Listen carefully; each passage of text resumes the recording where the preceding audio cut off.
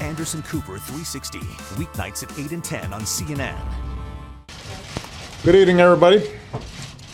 Tonight, the Republicans and Democrats in Congress have come together around an agreement that will reopen our government and remove the threat of default from our economy. The Senate has now voted to approve this agreement, and Democrats and Republicans in the House still have an important vote to take. But I want to thank the leaders of both parties for getting us to this point. Once this agreement arrives on my desk, I will sign it immediately. We'll begin reopening our government immediately. And we can begin to lift this cloud of uncertainty and unease from our businesses and from the American people.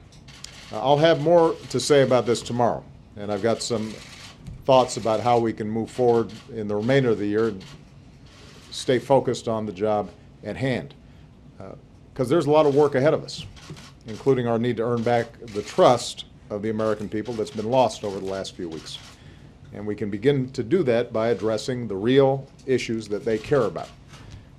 I've said it before, I'll say it again. I'm willing to work with anybody. I am eager to work with anybody, Democrat or Republican, House or Senate members, on any idea that will grow our economy, create new jobs, strengthen the middle class, and get our fiscal house in order for the long term. I've never believed that Democrats have a monopoly on good ideas. And despite the differences over the issue of shutting down our government, I'm convinced that Democrats and Republicans can work together to make progress for America.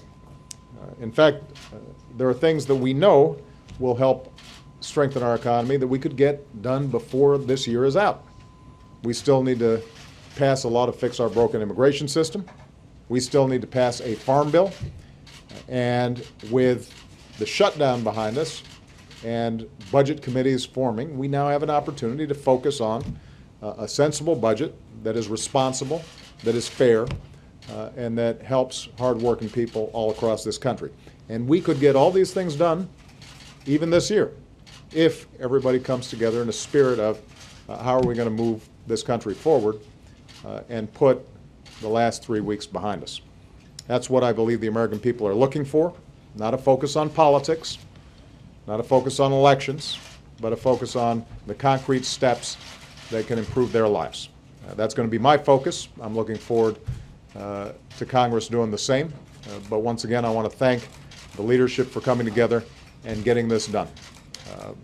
Hopefully next time it won't be in the 11th hour. One of the things that I said throughout this process is we've got to get out of the habit of governing by crisis. And my hope and expectation is everybody has learned that there's no reason why we can't work on the issues at hand, why we can't disagree between the parties while still being agreeable, and make sure that we're not inflicting harm on the American people when we do have disagreements. So hopefully that's a lesson that will be internalized, and not just by me, but also by Democrats and Republicans, not only the leaders, but also the rank and file. Thanks very much, everybody.